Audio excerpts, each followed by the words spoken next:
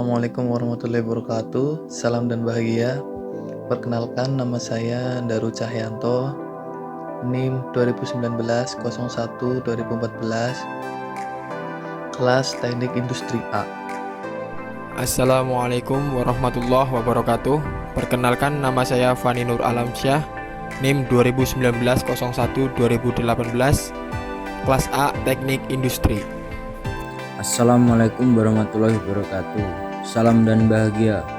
Oke, perkenalkan, nama saya Alfian Trinur Cahyo, NIM 2019-01-2011, kelas Teknik Industri A. Assalamualaikum warahmatullahi wabarakatuh. Salam dan bahagia. Perkenalkan, nama saya Windo Dirgantoro, NIM 2017-012-116 dari kelas A.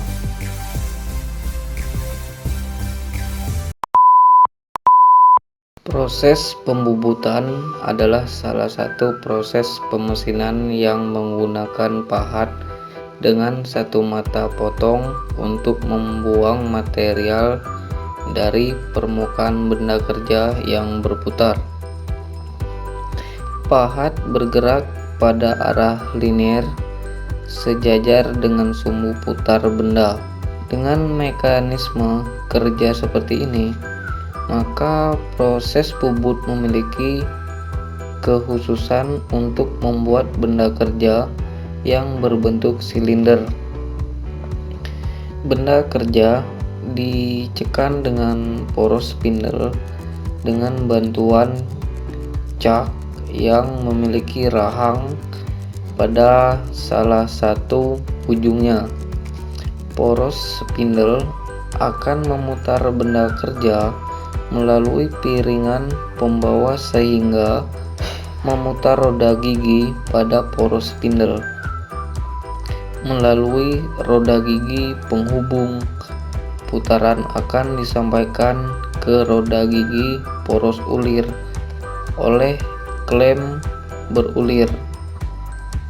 Putaran poros ulir tersebut diubah menjadi gerak translasi pada eretan yang membawa pahat.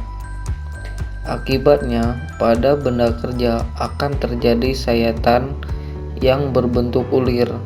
Proses pembubutan juga ada dua, yaitu pembubutan luar dan pembubutan dalam. Proses pembubutan luar adalah proses bubut dengan melakukan pemakanan pada benda kerja di bagian luar, sedangkan pembubutan dalam yaitu melakukan pemakanan pada benda kerja di bagian dalam. Langkah-langkah proses pembubutan. Yang pertama yaitu mempelajari gambar kerja untuk menentukan langkah kerja yang efektif dan efisien. Yang kedua yaitu menentukan karakteristik bahan yang akan dikerjakan untuk menentukan jenis alat potong dan media pendingin yang akan digunakan. Yang ketiga yaitu menetapkan kualitas hasil bubutan yang diinginkan. Yang keempat yaitu menentukan macam geometri alat-alat potong yang digunakan, meliputi pahat rata, alur, ulir, dan lain-lain. Yang kelima yaitu menentukan alat bantu yang dibutuhkan. Yang keenam, menentukan roda-roda gigi pengganti apabila dikehendaki adanya pengerjaan-pengerjaan khusus. Yang ketujuh yaitu menentukan parameter-parameter pemotongan yang berpengaruh dalam proses pengerjaan, yaitu kecepatan potong, kecepatan sayat, kedalaman pemakanan, waktu pemotongan, dan lain-lain. Proses membubut ulir dalam. Yang pertama adalah pasanglah pisau alur dengan ketinggian di atas senter benda kerja. Pasang dengan benar, jangan sampai miring karena akan mempengaruhi hasilnya. 2. Posisikan pisau pada permukaan benda kerja atau facing. Ketiga, tarik keluar pisau dengan eretan bawah sejauh 100 1 mm atau lebih. Kembali geser pisau dengan eretan bawah sejauh 5 mm ke arah lubang benda kerja. Pisau masuk ke dalam lubang. Tambahkan geser pisau dengan eretan atas sejauh 0,2 mm. Geser kembali pisau dengan eretan bawah sejauh 5 mm. Tempelkan pisau pada bagian yang akan dibuat alur. Yang ketujuh, dorong sedikit keluar pisau dengan memutar eretan lintang searah jarum jam, kira-kira sejauh 1 mm. Putar mesin pada putaran sedang. Kemudian dorong pisau dengan erat melintang hingga menyayat benda kerja dan terbentuklah sebuah alur. Berikan kedalaman alur. Untuk alur yang pertama ini sedalam 4 mm, sisakan 0,1 mm untuk finishing.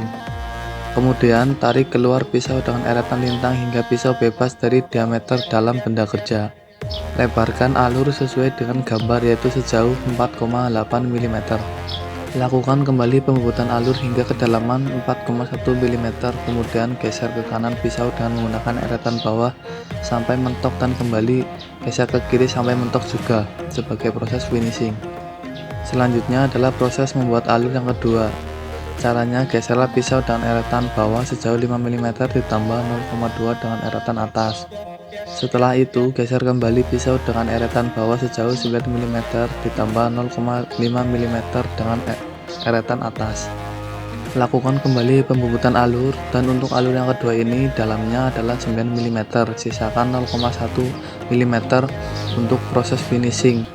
Lakukan pelebaran alur dengan menggeser pisau sejauh 1,8 mm. Lakukan kedalaman alur hingga pada kedalaman 9 mm, kemudian geser kanan kiri sampai mentok seperti pada proses finishing pada pembuatan alur yang pertama. Untuk pembuatan alur yang ketiga, caranya adalah sama dengan pembuatan alur yang kedua. Geserlah dahulu pisau selebar ukuran pisau ditambah dengan jarak antara kedua alurnya. Kemudian buatlah alur sesuai dengan ukuran yang diinginkan. Cara membubut tirus dengan memiringkan eretan atas. Langkah-langkah pembubutan. Siapkan dan atur mesin bubut serta perlengkapannya. Pasang benda kerja pada cekam. Bor muka benda kerja dengan bor senter. Facing muka benda kerja yang telah dibor tersebut. Balik benda kerja, facing muka yang belum terfacing hingga mencapai panjang yang diinginkan. Bor pada muka benda kerja yang telah di facing tersebut dengan bor senter. Kondisikan proses pembubutan benda kerja dengan 2 senter. Atur kemiringan eretan atas sesuai sudut yang diinginkan. Bila besar sudut belum diketahui, cari besar sudut tersebut dengan persamaan berikut. Bubut atau sayat benda kerja hingga mencapai diameter D. Gerak penyayatan paha tersebut harus menggunakan eretan atas, karena eretan atas sudah diatur miring. Bila menggunakan eretan memanjang atau eretan melintang, hasil pembubutan akan lurus. Diameter D atau diameter yang besar digunakan sebagai pedoman pengukuran karena ujungnya berbentuk sudut lancip. Ujung yang lancip akan lebih mudah diukur dengan jangka sorong. Diameter D atau diameter kecil sulit diukur dengan jangka sorong karena ujungnya berbentuk sudut tumpul atau lebih besar dari 90 derajat.